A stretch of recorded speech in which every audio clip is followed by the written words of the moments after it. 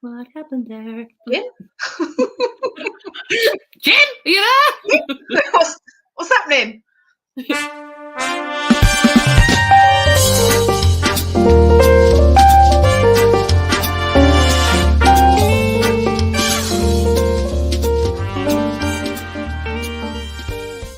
It's Sunday night and you're about to watch Tarot Nice to Meet You, the show featuring live tarot reading for comedians by, other comedians. Here are your hosts, Carly Smallman and Sarah Isles. Hello! Tarot, everyone! How are you doing? Welcome to Tarot Nice to Meet You. My name is Carly. This is my buddy Sarah. And we're here to celebrate the full moon with you this evening. We've got an extra special one of our full moon shows, so it's going to be freaking awesome. For those who haven't attended one of our full moon shows before, thank you for joining us. It's going to be something a bit different from our usual this evening. Yes, we've got this here. Say hello. Let us know how you are. Let us know where you are. Let us know. I don't want Sarah to speak now. I'm enjoying these rhymes, these mimes. Let us know how you're celebrating the full moon. Maybe you're celebrating it by giving a massive blowjob.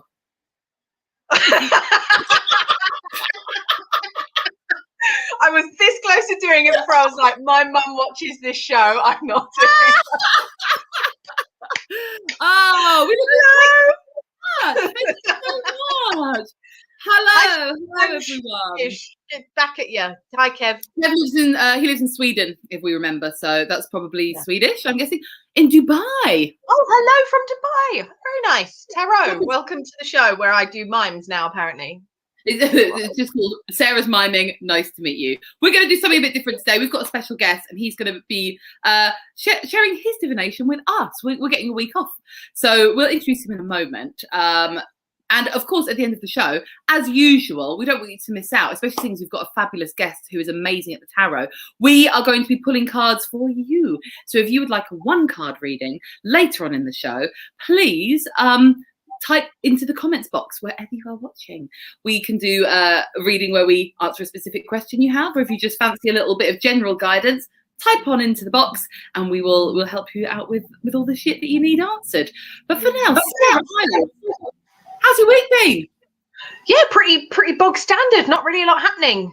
Usual lockdown fun, going for walks. Buongiorno. Buongiorno. Sarah. Called Gavin. No, Sarah loves an Italian. Sorry, yes, I do. Yeah, sorry, there we go. That's what that is. To make that clear for anyone who hasn't watched before, that was basically an aphrodisiac. Big fan of the Italian or the Sicilian, because they get quite precious if they're from different areas. So yeah, just a nice, fun, bog standard week. What about you, my love? I mean, the highlight of my week was seeing you, not in the show. We actually do live near each other. We're actual friends, believe it or not. We're friends. we're friends. Still friends. Still friends. So yeah, we've had a couple of little meetups this week. They've been pretty good. Got a bit tipsy in the park with some cocktails in a can. Oh, what? Yes, that was exciting. Hi, Cheryl. Hello. Yeah, no, we did. We tried. Guys, if you haven't tried this yet, because we're a big fan of the espresso martini, and they now do them in tins, but it sounds a bit gross, but now Kahlua do them in the tins. And I'm what? Sorry? I say it's not gross. It's really nice. No, it wasn't. No, it was really lovely. No, we really enjoyed it. I mean, granted, we were already pretty tanked before we got on the old tinnies, but it was a classy tinny. It wasn't like a strong bow or like a white lightning. We went straight for the espresso martini in the park. Like a classy ladies park sit. Very classy. The other dog walkers at 4 p.m. didn't even notice how cunted we were. So no, they were. No, I mean, that moment when I started singing, I'm sure seemed very honest and normal. So I've got to tell you, because it is the full moon, so the energies are high. In fact, tell us how you're celebrating the full moon this evening. Type into the comments box. Are you making moon water? Are you doing one of the spells and candle magic that we've done on other shows? Let us know. Sarah, magic happened to me today, and I've been waiting until now to tell you because I spoke to you earlier. All right, go on. So I've got these new fabulous. Where are they? I decided to buy some runes because I love divination, and I got these fabulous little, they're amazing, they're glitter runes. They're made out of resin. They're made by a local lady. I can link them below on the video for if people want to. They look like bath bombs. I know. She also makes bath bombs. Oh well, don't do them in the bath then, because you're done, you know, and then you can't. I won't try to tell my future with the bath bombs. Also, no, that's what I'm saying. Yeah, bath bombs is not the way to go. All right. So I thought earlier on, earlier this afternoon, I decided to get my little. I've got like a little book about runes because I'm so shit at them and I don't know anything about them. And so I put the runes next to the book and I put them on the sofa, and I didn't even get the runes out in the end. I just started having a skim through, and I thought I'll just read up about like 1 or 2 runes today and just sort of keep it in bite-sized chunks. So then I was going out, leaving my house, and I decided to tidy them away. And I put my runes back on the shelf and put the book back, turned around, and there was 1 rune left out of the bag. I hadn't even opened the bag. What? And it was this rune, okay? I'm going to read you the rune. It was this rune here. You can see, there we go. Hang on, I'll hold it to my camera. Can you see that? Right, I've got my book. This isn't very professional. I'm sorry, I'm not very good at this. It's called Thurasaz. I'm sorry if I've butchered the pronunciation. And it represents a thorn, and it represents protection, warning, contemplation, decisions, and luck. Basically, this rune is associated with protection and resisting danger and taking a defensive stance and protecting yourself during conflicts or when danger comes at you. Now, this drops out the thing. I decided not to put it back in the bag. I was like, maybe this means something. I'll just put it on the windowsill. When I went out, pretty much straight away after that, I ended up, I won't go into the whole boring thing of this, but I ended up in a situation of conflict where the other person was very much on the attack and I was on the defense. And it was only after I got home and saw that I'd left this out on the table next to the TV that I realized that this was fucking warning me and it was magic.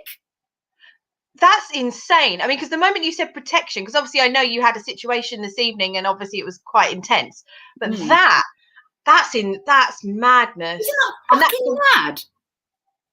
Especially if you've never used them before. Today's the first day. It's also a full moon. That's really intense. Oh, right. Okay. How did that make you feel? It made me feel like I was a witch. She's a witch.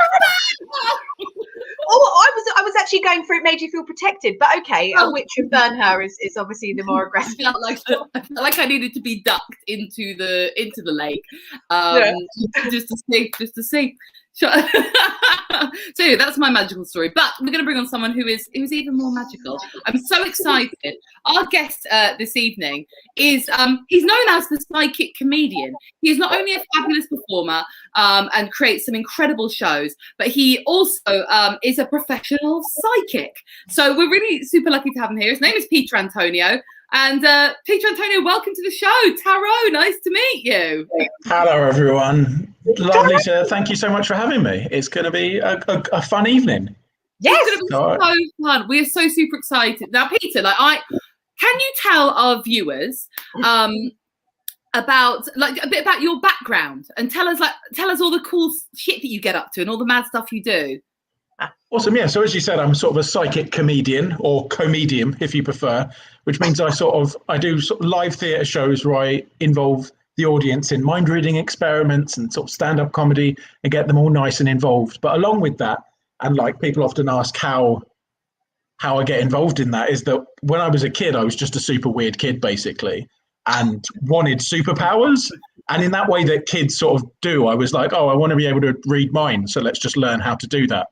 And got super interested in sort of tarot and hypnotism and magic and psychology and sort of combine all of those to make the shows. And as part of that, I started I was 9 when I bought my first tarot deck.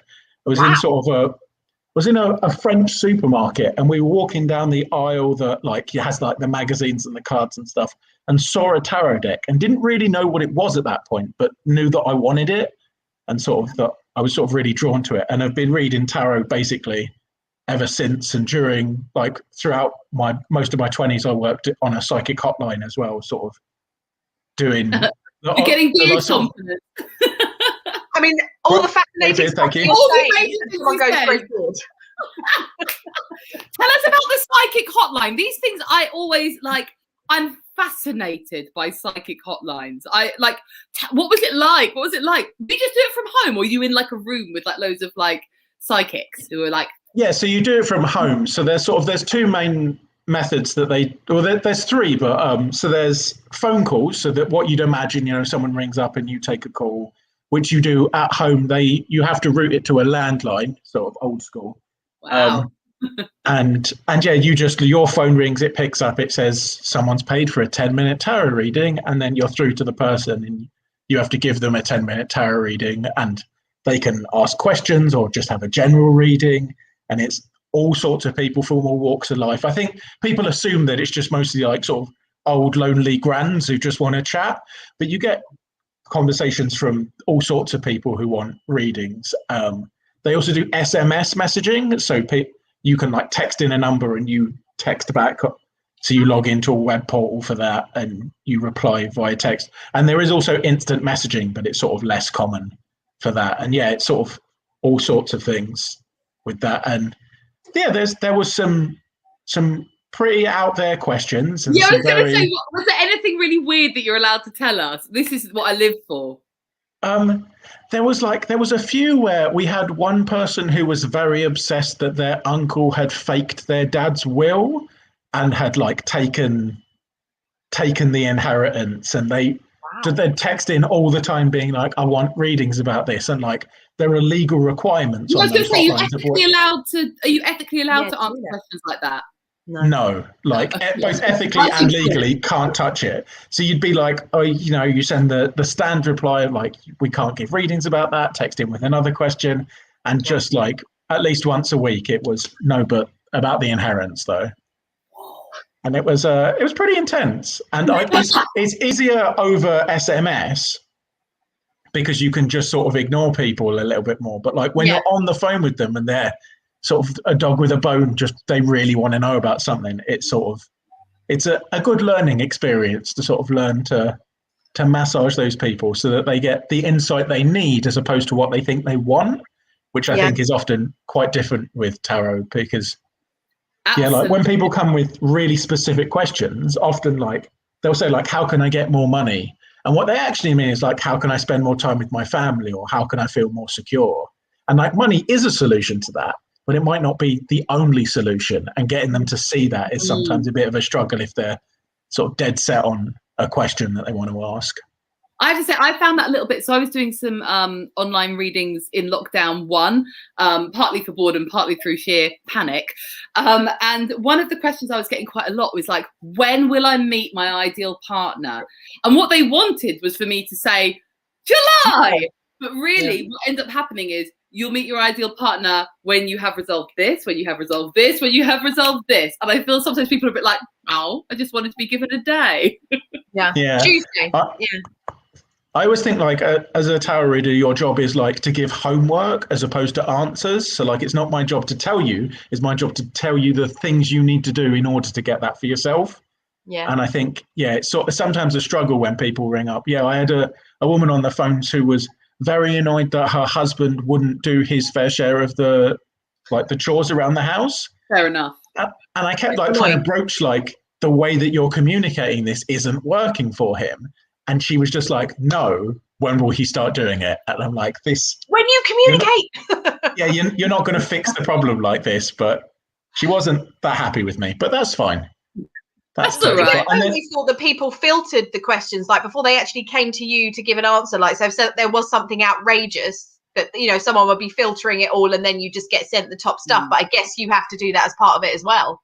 Yeah, you're sort of constantly filtering and monitoring, and there's like a big handbook they give you of like how to deal with certain things, because people will ring up and want health advice about their latest health scare and stuff, and like how to manage that without sort of crossing an ethical or legal. Generally see a doctor.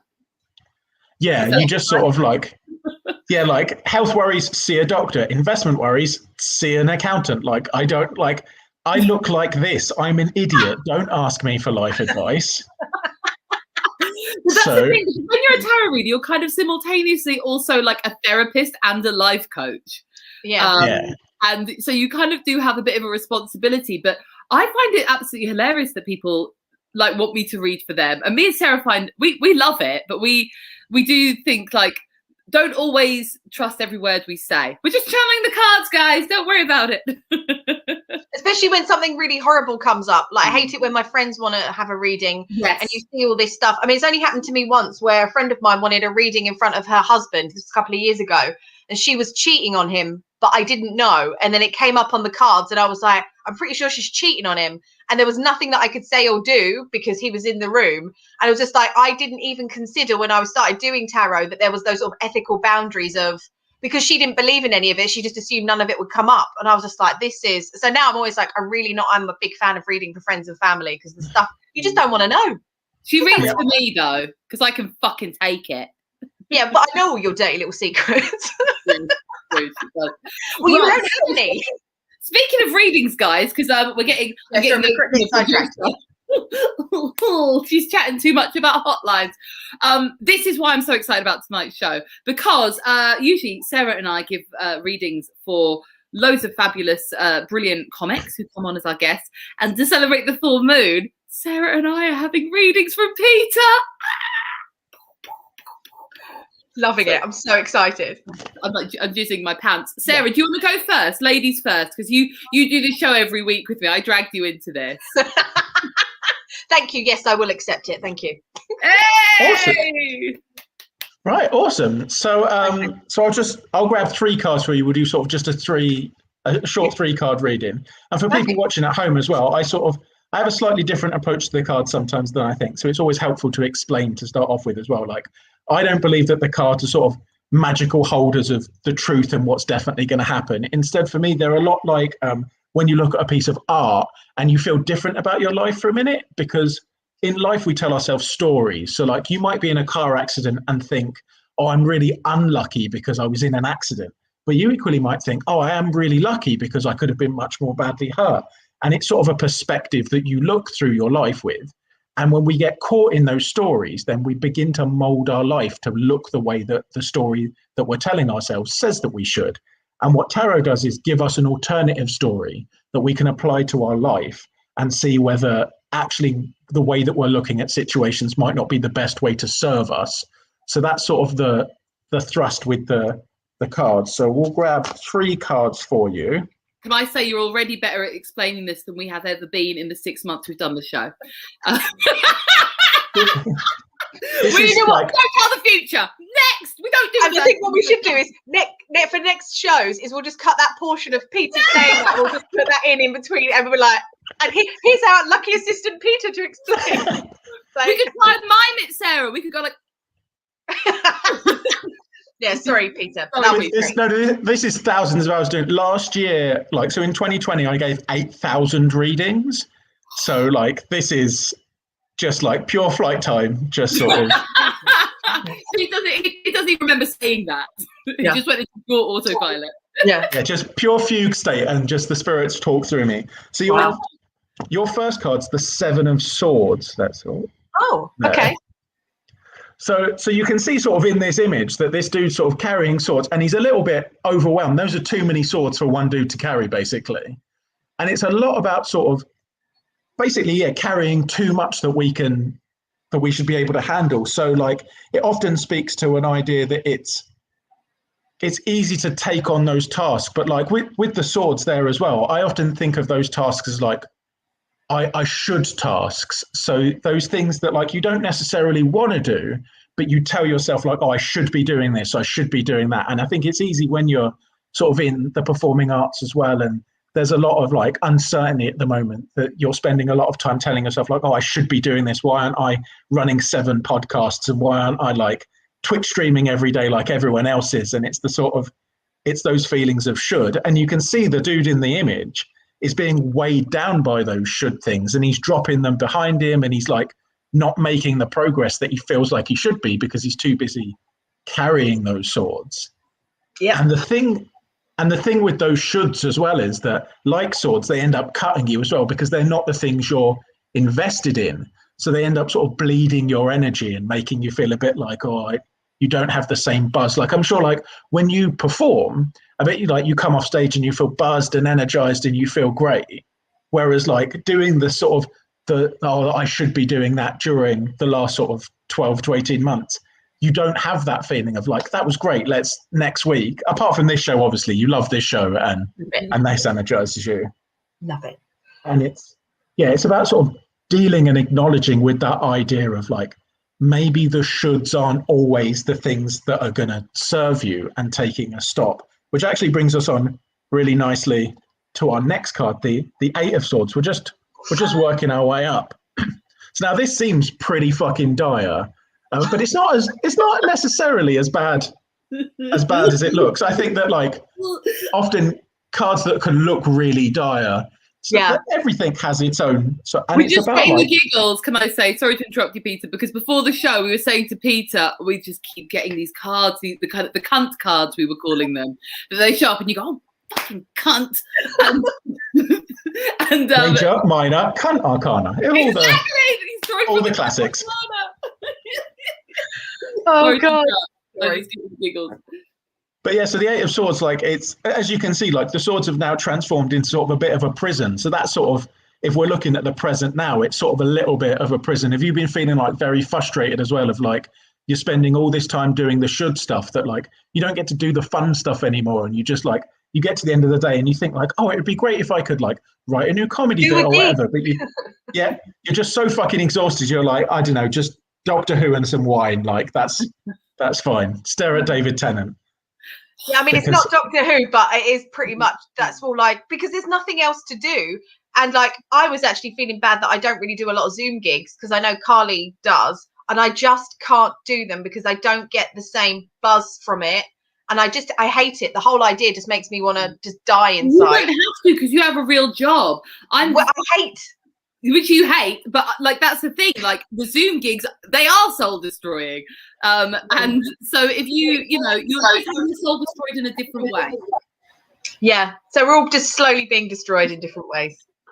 I think. Well, welcome to capitalism. This has become a socialist propaganda now. Overthrow the government. Yeah, so it's, and I think like at this point where you're feeling sort of trapped in by all the shoulds and all the sort of holding back, it's about stopping and thinking like, what are the limiting beliefs that you've put there? Because like in the Eight of Swords, we saw in the previous card, like you've brought all these swords, you've placed all those that are stopping you.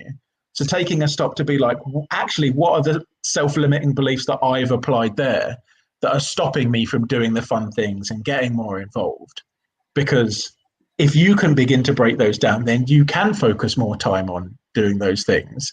But it can be easy to feel like, you know, well, the industry demands this of me, so I should be doing this. When actually, like, often those people who have those breakthroughs are the people who aren't following those routes, who have looked at that and gone, actually, that's not for me. You know, the sort of the Daniel Kitson vibe of like, oh, I'm just not going to gig on Fridays and Saturdays because I hate those people. And like taking that approach. And it's about giving yourself the freedom to say, like, actually, I'm going to take that approach and I'm going to do that. I've been saying this to her. I'm sorry. I'm so happy you're saying this to her. I've been like sitting here like going, like the cards are also telling you. I'm so happy you're saying this. And I'm, Sarah does know this herself, but it's just nice to have it up there on the screen for her. Yeah, sometimes it's good just for that little reassurance. That's Carly saying, so basically I've said this to Sarah several times and she's not listening to me, so I'm really glad that now someone else is on the screen for everyone to see. Don't worry about my reading's next. You can feel smug at me. It brings us on to our last card though, which is the Six of Wands. So you can see there that the swords have sort of transformed into wands now. So it's less about a symbol of sort of sharpness and damage, and like it's growing things. You can see that sort of even the sticks there are sort of sprouting, so it feels like a growing and a recognition of progress and the ability to sort of expand. And also that this dude on the horse is like, he's got other people carrying the wands with him. So it's about sort of handing off some of those responsibilities as well, like making it a bigger pool of people that you hand tasks over to, because I get the impression that you're probably not a great person for delegation. Like you like to do a lot of stuff yourself, hands-on, sort of hands in lots of pies. And part of that movement from the sort of the shoulds to the like, how can we embrace ourselves, is understanding like what parts are your genius zone and just saying like, yeet, not for me, hand all the other things to other people, and beginning to acknowledge that actually those areas of sort of success come from having the support and the space to let you grow. So letting Carly take more of the work sometimes, letting her. I'll take it. I can take it. Give me the work. If she's going to tell you that you should be embracing your own route forward, then she can pick up the slack. That's. Yes, I love that.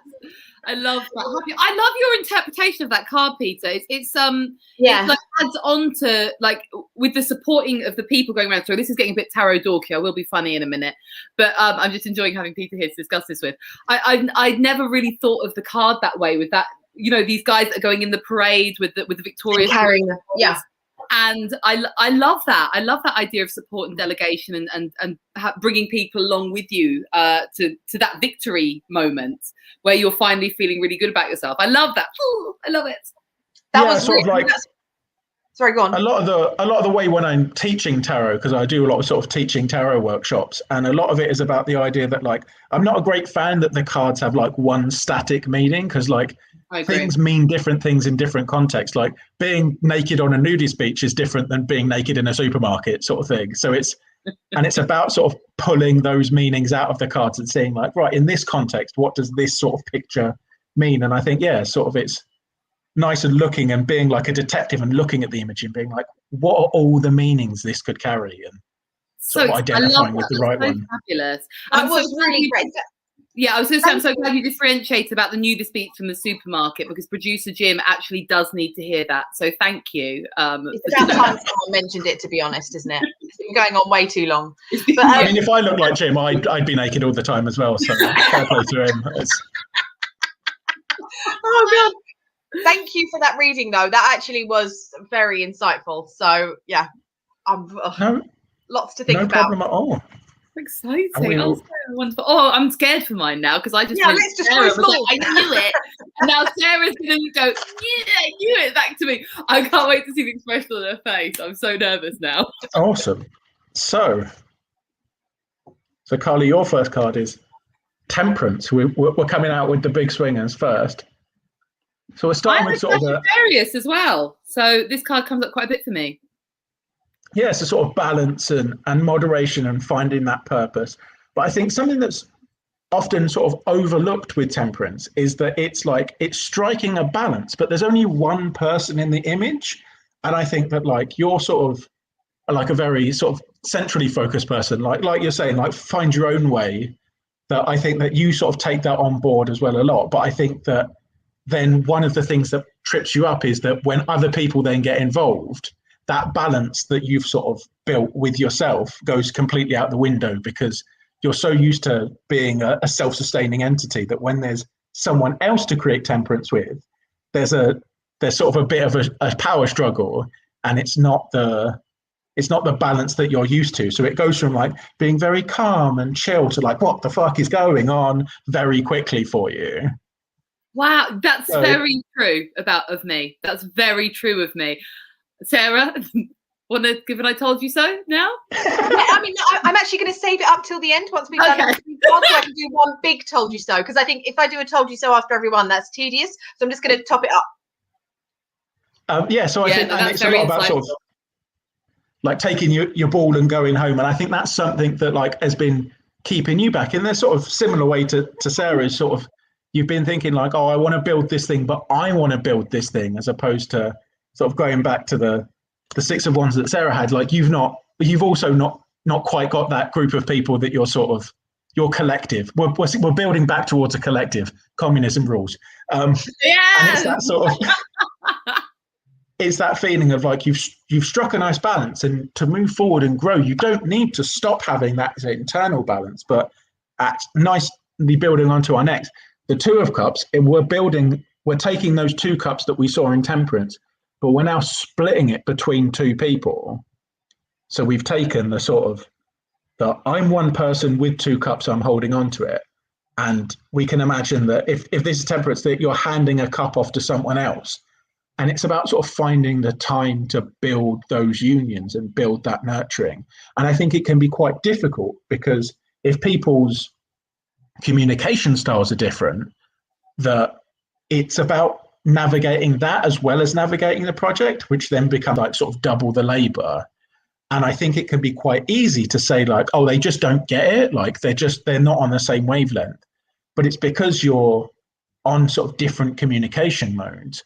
But actually like them not quite getting it and them not communicating in the same way is what you want. That's why you need someone else, because if they're exactly the same as you're back to the temperance mold. You've just got two of you then, as opposed to being like, actually, it's really useful to be challenged by someone who maybe doesn't get it, or maybe like thinks in a different way. And I'm sure that like with this show, like I found doing sort of live streams with tarot and like being a comedian stuff, that like finding that balance of people being like, oh, I thought this was just going to be funny, versus the people who are like, why isn't this just spiritual enlightenment? Why does she keep saying the C word? Like finding that balance of things.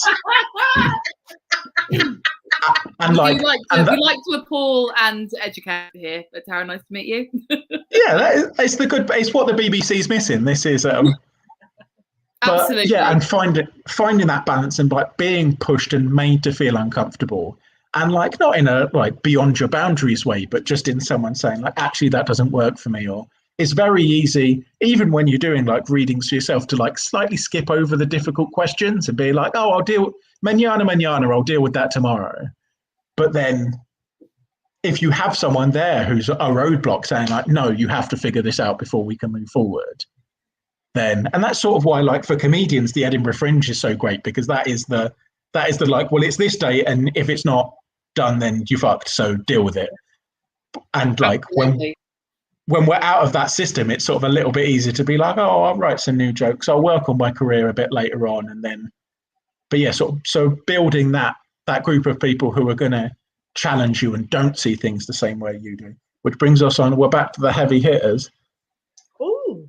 I always get this card, and I'm missing something because it keeps coming up, and I'm obviously not learning something from it. I think it's a lot about sharing and teaching stuff as well. So it's about finding that balance of like where I'm saying before, where you need someone to sort of really, really challenge you. This sort of teaches about sort of sharing and educating other people. And I think that often, and it's very common in sort of the creative endeavors, that when you have a really good idea, you want to sort of hold it close, because we've all had our good ideas pilfered, and it's easy to hold on to them. And I think a lot about it is like sharing that, knowing that actually sharing this information and sharing the good ideas is going to help educate you a lot more as well. Because often it's I know that when I started teaching tarot workshops, I learned so much more just from having to stop and think about what I was doing and explain it to other people, and you break it down in a different way. And it's the same with sort of good ideas. The moment you have to explain a good idea or a new project you want to work on to someone else, all the bits that like you've ignored or you've looked over or are a bit chunky, like you instantly see. And I think that it's very easy, especially when we're all still sort of in our houses or occasionally taking a walk in a park, getting drunk on tinnies, that it's so much easier just to hold on to those ideas and be like, oh, I'll just make it a bit more perfect. And the thing with sort of perfectionism is that you end up being like, oh, there's always something more you could be doing. And there's probably like 6 or 7 projects you've got in your notebook that you're like, it's not quite perfect yet, so I won't do it. And the sort of, oh my God, yes. I've got a few things that I have been thinking of doing for a while, and I'm like, I just don't think I can do it, or I just don't think I've got the knowledge to do that yet. But yeah, what you're saying is making so much sense.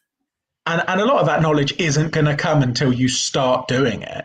And then the more you do it, the more you go, oh, actually, I did know loads of stuff, or actually, like, that was an easy fix. And it's from being willing to sort of teach and share that you gain that knowledge. So just sort of opening yourself up to both like more people and then just more projects, and being willing to look a bit stupid sometimes, because that's, we only grow outside of our comfort zone. So I don't think she struggles with looking stupid, to be honest. I think she embraces that like a real boss. No, that is true, Sarah. Sarah knows.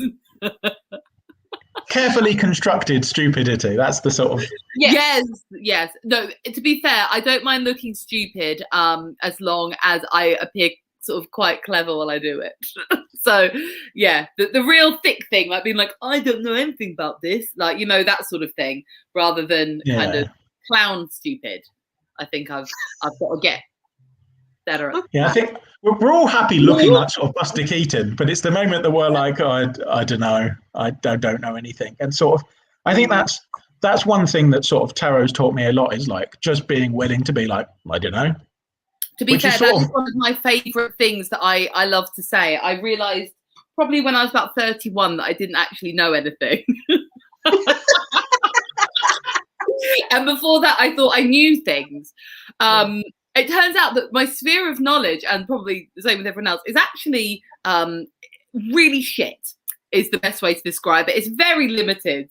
And yeah, but it's also just being more prepared to admit that to everyone else apart from yourself as well, and to ask questions and be more curious and sort of take from these various other people who maybe know about something that you want to know more about. So yeah. And I think even sometimes when someone tells you stuff and you think, I think all of this is wrong, and that at least gives you like a good indication of like, no, like not that route. We've saved time exploring that.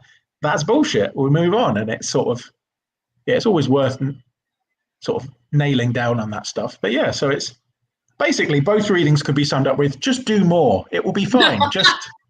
Do you know what? It's because we had this discussion when we were having our tinnies, either in the park or before, is that it is a case of there's all this stuff that we want to do, like especially with like stand up and the industry, but because we aren't what the industry wants, because we don't look a certain way, we don't act a certain way, that it's very difficult to feel like you can carry on in an industry that has already decided that you're too old, or you know, you're all of these things. And so I think we were discussing it, we were like, we need to find like a different route round. And obviously we love this show and we think this show is loads of fun, but it's like it's also something that no one's ever done.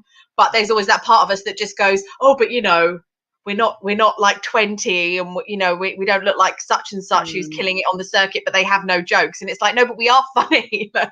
We are funny, and also there is a very limited number of comedians who could actually do a Tara Nice to Meet You show, and 3 of the 4 of them are right here, right now. So we need to erase that. And we're befriending them slowly so that, you know, you can't take it over. Get them on as a guest. Be friends. No, Peter, thank you. They were absolutely brilliant readings, really insightful. Our pleasure. Now, I want you to talk to us about your new divination tool, because I know you love all kinds of divination, and you have created something called the Icon that, when you told me about, just sounded amazing. So I'm gonna give this to you to take it away. Awesome. Yeah. So yeah, as I was saying, like 8,000 tarot readings last year. And like when I was touring around as well, like having tarot decks with me, I was going through sort of decks at an alarming rate. I ended up buying I was like the Miss Cleo power deck from like, so do you remember Miss Cleo? She was like an American tarot reader. Why do I know Miss Cleo? Why do I know the name? But yeah, they're like fire sale, terrible, sort of ancient Egyptian style tarot cards. That's the deck yes, I do know the ones you mean. Yes. And yeah, I was going through like hundreds of decks. So I designed a card because also like I do a lot of sort of corporate tarot readings. So I teach like businesses how they can use the same approach to tarot. But obviously, like if you go into a business and say to a CFO, so the 4 of Wands, they're like, they're off. They're not interested. But the same process like can be used to actually like really unlock creative thinking and problem solving. So I designed my own version of sort of the tarot deck. That's in fact I'll just do this. Boop. So this is the Icon. It's a coin. It's got unique symbols all around the outside, and you can see that like a lot of the symbols sort of have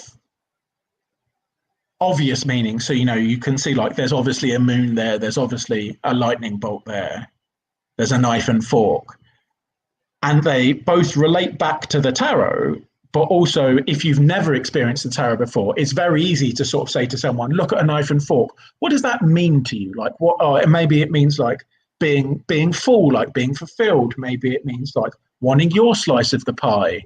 And sort of getting people to engage with that in the same way that when I'm teaching tarot, I'm saying, you know, like, look at the image. What does it mean? Like, if this was a comic book and you were just looking at a square, what does that story mean? you just give them like one abstract symbol. So, and then obviously it's got sort of a yes and no on as well. So, you know, if you've just got a quick question, you think like, oh, should I have chips for dinner? Yes. What, chips for dinner then?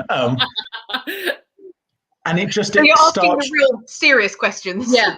Oh, yeah, obviously only the most important. But Only those hardcore. I would just be asking that every day and thinking it was like a thing you had to do with that divination tool. But that's just because I fucking love chips.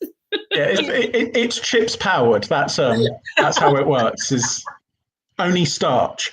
But yeah, it's not about sort of teaching people, because I think that a lot of the stuff that I do, especially in like my stand-up show, is taking my years of experience with the tarot and then not actually needing the tarot anymore, because I can like look at someone and be like, oh, they're wearing a cup style necklace, so it's the 4 of cups for you, and just sort of pulling that out of my mind. And it's the same sort of training with this, is being able to look at sort of any abstract symbol. Because the ultimate aim of the icon, as well as when I'm teaching tarot, is that you should be able to divinate from anything. So like, I should be able to like, I don't know, pick up, here's a packet from the phone protector that I had before, and like, oh, there's an eye there. So what does the eye mean? Well, for me, like, eye's about seeing, and boom, you're into a reading. Wow. Because having that approach to understanding divination then means that you're not actually tied to a specific divination method. It's the ability that you bring, and a lot about the icon is training that in people and getting them to sort of move from cards that have strict meanings to, with the icon you get a book as well that teaches like, here are what some of the meanings are, but also here's how to approach pulling meaning out of stuff so that you can feel confident in doing, and accepting that, like we were saying, there's no wrong answer with this. Like, if I look at something and pull a different meaning out than you look at something and pull a different meaning out, it's because I needed that meaning at the moment, in the same way that you needed that meaning. And the sort of the icon carries that. When you use the icon, is the idea, just to explain how it works practically, is the idea that you kind of flip it and then you're drawn to a symbol, and then that's the symbol you need to understand something from? Is that the idea behind it? So I'll do like a flip or a spin on the table if we're at sort of a big table, and then it lands, and I'll just say like, right, what's either the first symbol that's drawn to you or the symbol that's closest to you, like just whichever one you're drawn to, grab that. Right, now let's pull that apart. What does that mean? And like, if you've got a question in mind, like, let's focus in on that question. What does the map symbol mean to that question? Like, maybe it means you need to figure out how you're going to get to that thing, and begin to explore it like that. Because I'm a big fan of like getting people involved in the readings as well, because the more ownership they take of the stuff as well, the easier it is for them actually to act on it. Yeah. Diane Spencer, friend of the show. Hello, Diane. We love Diane. So I think it is a lot about sort of synchronicity. So Diane's asking, is this synchronicity type stuff? And I think, like, a lot of it's about sort of the synchronicity, and then also just building synchronicity into it as well. Like, so I think that, you know, as humans, like if you're sat at home now, if you look around your room and just try and count, I'll give you 3 seconds. Think of everything in your room that's brown. So just look around your room, find brown, find brown, find brown. Okay, now stop. So if I asked you now how many red things are in your room, you don't know, because you weren't looking for the red things, you were looking for the brown things. And it's the same sort of thing with that sort of synchronicity. Often we're looking for stuff that confirm the way that we're thinking about our lives, but in flipping a coin and being forced to deal with a random symbol, we're now saying, like, actually zoom out, what else can we be looking at? And it's at that moment that you often see the answers that have been sat in front of you the whole time. In the same way that when you're giving your friends like relationship advice, and like it's obvious to you but they just can't see it because they're telling themselves a story that you're not involved in, so you can see it much easier. That's also something Carly and I like to do with each other a lot. Yeah, just tell each other what are you doing? Why are you so weird and fucked up in the head? I don't know. I think it's to do with my father, but I don't know. Yeah, we both have daddy issues. It's really unhelpful. I'm not sure there's a symbol specifically for daddy issues, but I mean, there must be. How will we know? How will we know? I think we should just assume. Just assume it's the daddy issues. I love this. And Pete, you've designed this amazing divination tool, so it's like really innovative and interesting and new, and people can buy it, can't they? Where can you get it? Because it does look really cool, and I actually want to buy one. So if anyone would like to donate to the show financially, my PayPal is on my website, and if you'd like to buy me an icon because you love me so much, it's www.carlyswolman.com. Anyway, sorry, Pete, not to try and hijack this for gifts, but tell us where. In the scrolling bar at the bottom, where it's got all my socials, there's also my my Ko-fi page. So it's ko-fi.com/Peter Antoniou, and then there's a shop on there that has sort of the icon, and you get the coin and a PDF that goes with it that explains everything. And I'm always available on email, just to, like, if you're not sure how it works or you want a bit of clarification, then I'm always available sort of for all that stuff. So it's. Have you considered covering them in glitter? I mean, apparently that's very popular with people in Beckenham. I could do a special edition Carly Smallman glitter edition. I just can't use a divination tool unless it's spangly. That's her rules. It's my rules. My rules. That's her rules. Yeah, I find it very calming. Like, I'm quite like a fidgety, anxious person, so like having so, and like often if you're in public and you're like playing with a tarot deck, people look, yeah. Whereas like this is, he's just playing with a coin and sort of stuff, and then it's a sneaky way of getting away with it. Yes, I love that. So yes, go to Peter's shop. You can buy his icon coin, or you can also buy tarot readings on there, if I remember correctly. You can buy tarot readings. I'm also doing a how to give tarot readings workshop on the 1st of May as well. So if you're watching and thinking, oh, I wish I knew a bit more about tarot, and think I want to listen to Peter talk for 2 hours about all sorts of stuff, you can also hear a recording of a psychic hotline phone call that I gave someone that's involved in that, with full permission of the person I read for.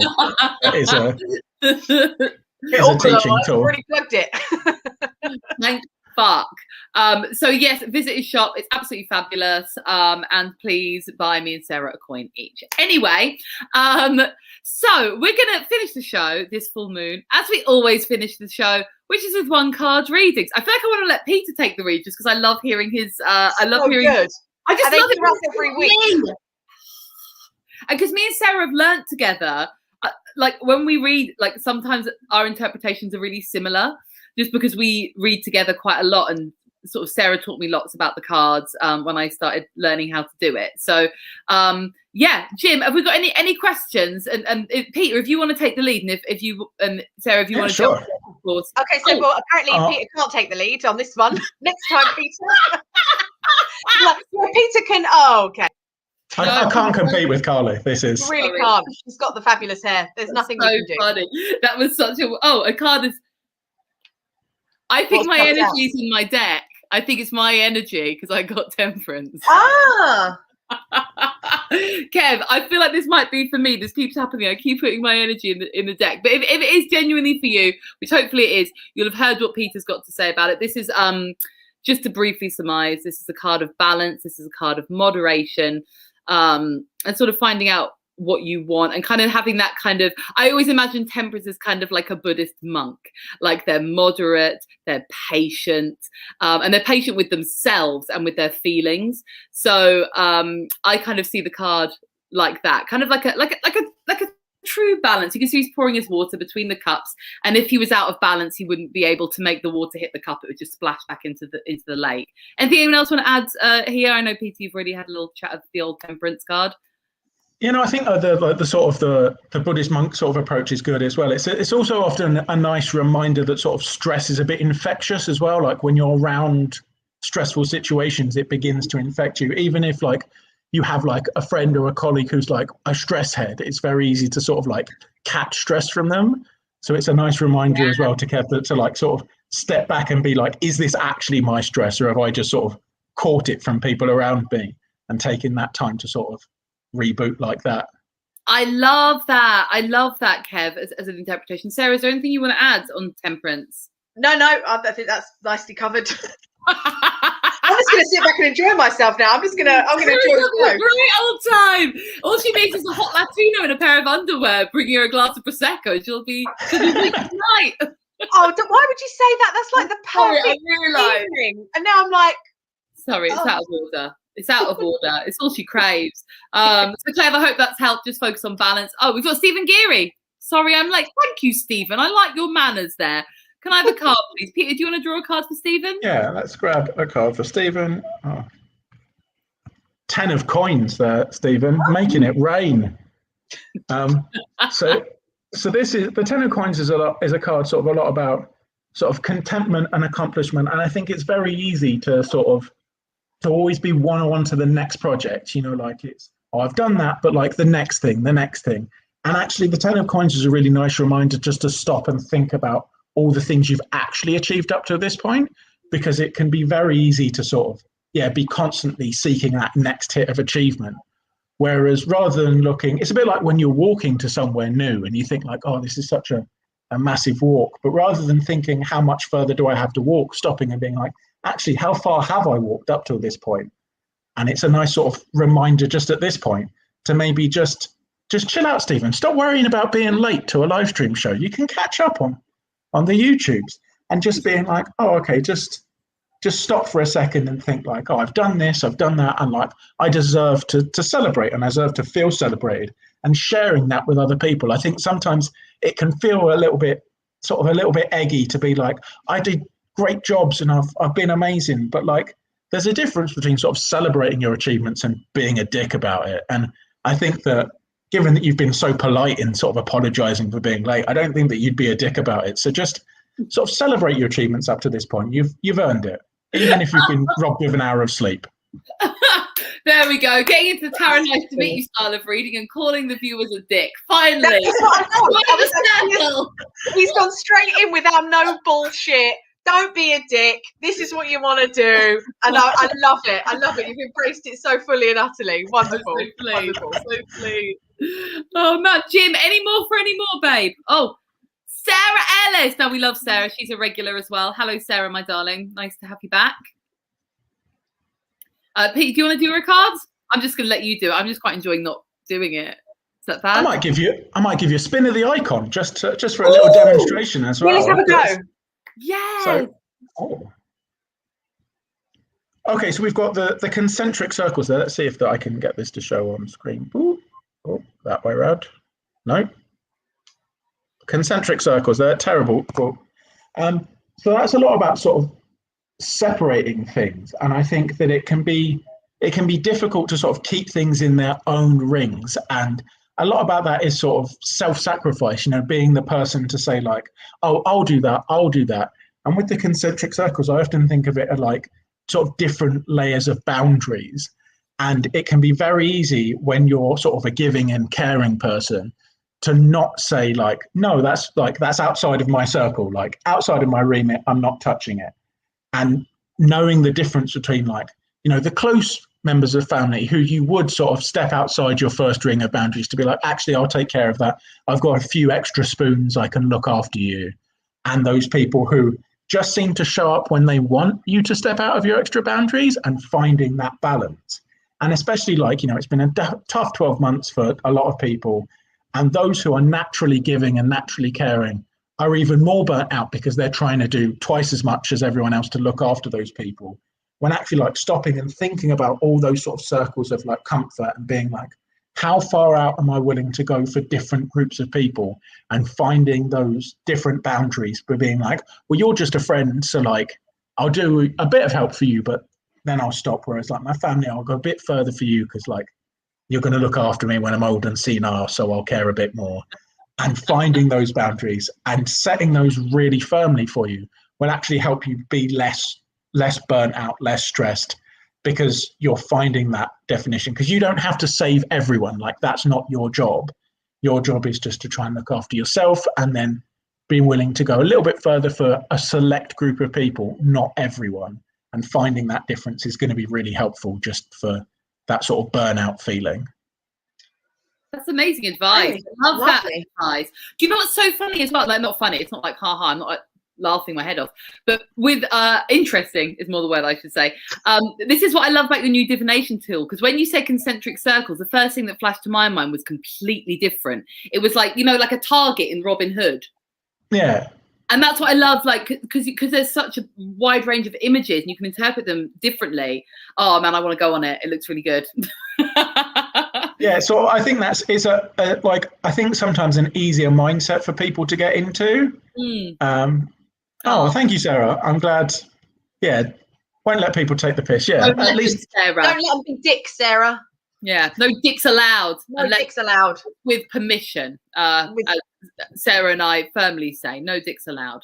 But yeah, I think it's easier to get into the mindset when it's more of an abstract symbol than like with the cards, because there's so much there's a feeling that there's definitely a right answer, and it can be somewhat of a breakthrough to get people to be like, well, what else could it mean? Whereas if it's just concentric circles, you're like, oh, it's a bit like looking at clouds in the sky. Like we all did that as kids. We all know we can do that.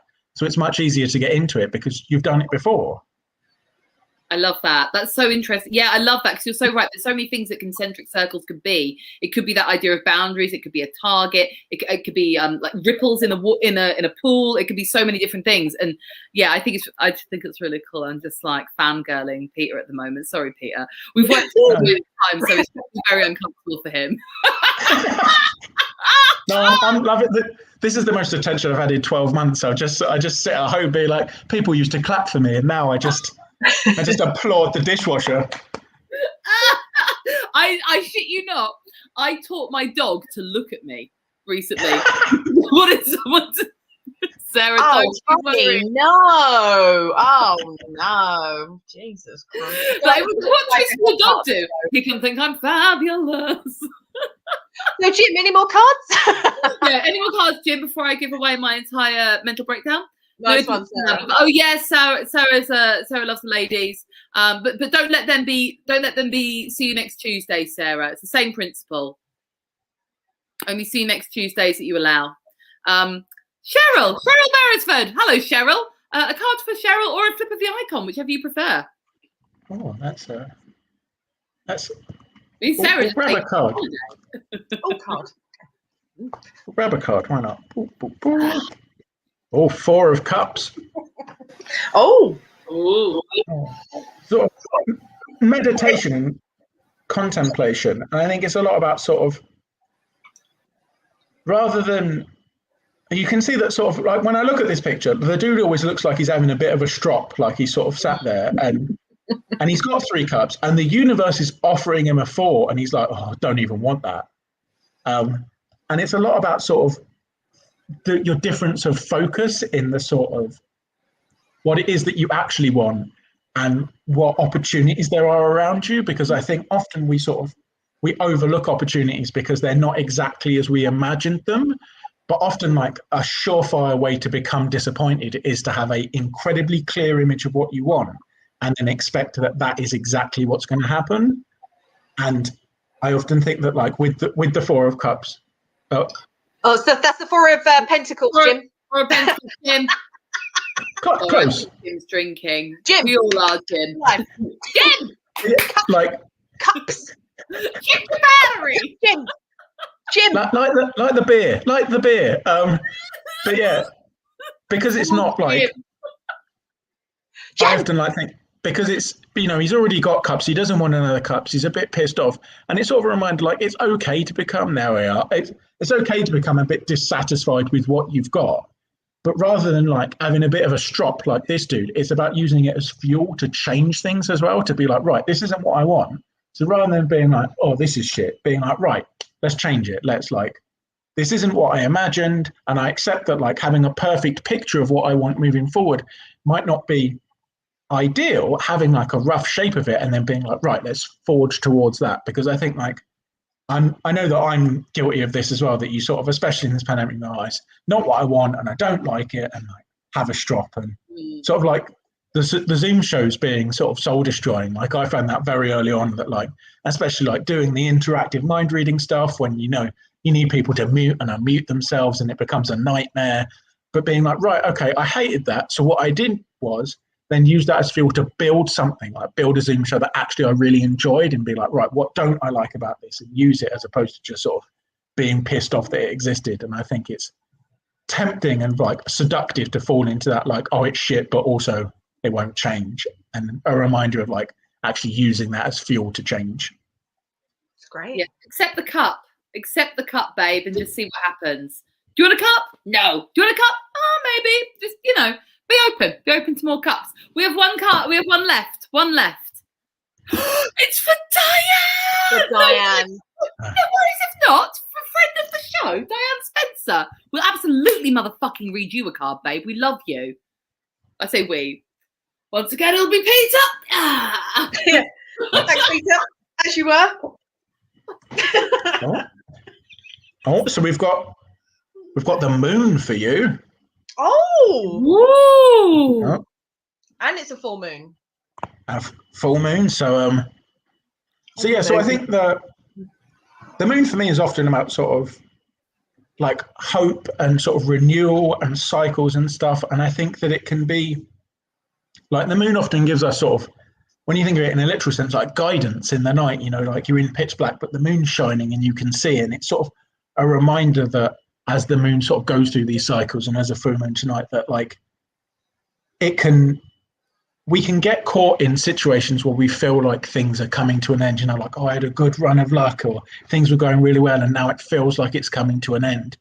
But rather than thinking of that as sort of a linear thing, like looking at the moon and thinking about the sort of the cycles of the moon, and it gets big, but then it gets small, but then it gets big again, and reminding that actually like the run of things going well, or the feeling of like, oh, I've made these few successes, but it feels like it's slipping away, is actually a reminder that it's like when you go to the gym and like you start off and lifting 5 pounds. I don't know, I don't go to the gym, but like lifting 5 pounds is really hard. 5 pounds. I was like, maybe. Well, no, you're in the States. They do it in pounds. To be fair, they do it in pounds. Yeah. So, honestly, I don't know how much. I don't know what the temperature is. I don't know how much anything weighs in this country. It's a nightmare. Basically, don't let this guy read your mind. He doesn't know anything. He doesn't know measurements. He doesn't know if it's milliliters. He's got no idea. He's got all the centiliters. What is a centiliter? To be fair, I don't actually know most of these either. I'm just deflecting at this stage. That's what Google's for. Yeah, exactly. But yeah, sort of finding that, like, so, like, let's say 5 pounds is a weight, like lifting it at the start is really hard, but then it becomes easy. But then in order to grow again, you need to move to 10 pounds, and then it's hard again. So it can feel like, oh, well, all of my gains are useless because that. And it's like, it's easy to see in that sort of example because, oh, the numbers got bigger. But when it's our projects and what we're striving for, it's so much harder to see that, like, oh, the fact that I'm finding this more difficult or I'm not making progress anymore isn't because I'm going back. It's just because like my goal has leveled up. So I'm now back at the beginner stage again. And it's that sort of reminder that rather than being a bit dejected that actually like things are hard and it's shit, going like, oh, it's just because my goal's leveled up and this is the start of the next cycle and I'll get to that point again. And that reminder can actually be really, really enlightening and freeing as well, to be like, oh, I don't need to worry about that. And you're free to make sort of chances and take risks, because when you've had some success, it can be really scary to do a bit of a chance and break out. So you're desperately trying to hold on to that. And especially if it feels like it's slipping away and you sort of grab it even tighter. Whereas when you're looking at it as a cycle and like, oh, I'm just back at the beginner stage, but on the next level, then it's easy to be like, oh, so let's take the same approach. Let's take some chances because we're just leveling up. So that's sort of a nice reminder for Diane there as well, hopefully. Oh, I love that. Diane, I hope you found that useful, you absolutely beautiful, wonderful dream woman. Looks like you were pretty spot on there for Cheryl. I haven't been in that situation that's been going on and been in two minds about a change and doing something about it after letting it go on for some time. Oh, well, there you go, babe. There you go. Hopefully that's some good insight for you, Cheryl, and good luck with making those changes. Yeah, exactly. Well, we've come to the end of our show. We've overrun slightly, but we don't mind because we're having such a bloody good time. Before we go, usually we ask our fabulous guests to plug. I know you've got loads of things. So remind us again when your tarot workshop is. And Tarot Workshop's the 1st of May, and you can buy tickets on the Ko-fi site that's scrolling down there. And it's $25, which is like £19, I think, and it's sort of over 2 hours of tuition and all the jazz. Whether you've given readings before or you've never given them before, in the 2 hours, I'll get you to a point where you could be a guest on this show if you're a comedian. That's the. Oh, my niece has just commented and I want to cry. This is my niece, Shane. Hi, Auntie. Your hair looks so shiny. It does look shiny. It is super shiny tonight. You're nailing it. Thank you. Oh my God. Sorry, are we zooming in to look at the? Yep, Jim, come on. Nice job, Jim. Yep, great. That side, that's good. I'm going receding a little bit there, but we'll just go this side. This side. I don't need to see the old receding. It's not. I'm not even receding. I've just always had a giant, horrible forehead. Anyway, please. Thanks for watching the show. Please sign up to be this tarot workshop. Yeah, but you can get that. You can get his icon. It's all scrolling along the bottom. Please support him because we are all locked down this together. So support him and learn something incredible yourself. Sarah, do you have anything you would like to plug? Just follow me on Instagram. Still trying to build that following, but yeah, there we go. Scrolling on the bottom there, and I'm going to work on my limiting beliefs. Follow Sarah and her limiting beliefs. She'll put them all over her social media. She's fucking shameless. And please, I'm going to plug, please listen to my podcast. It's called The Truth Club. If you type it into any of the podcast places where you listen, it will come up. It's a big cheesy picture of me grinning. You won't miss it.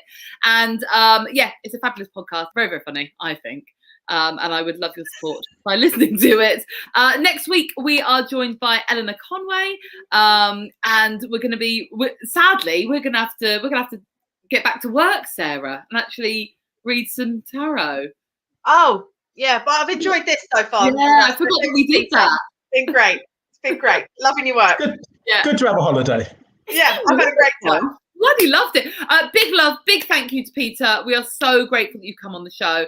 Thank you for having me. It was brilliant. It was so enlightening. I love listening to you talk. So thank you so much. And everyone who has watched, thank you so much for sticking with us. We love that you guys watch this. So thank you so much.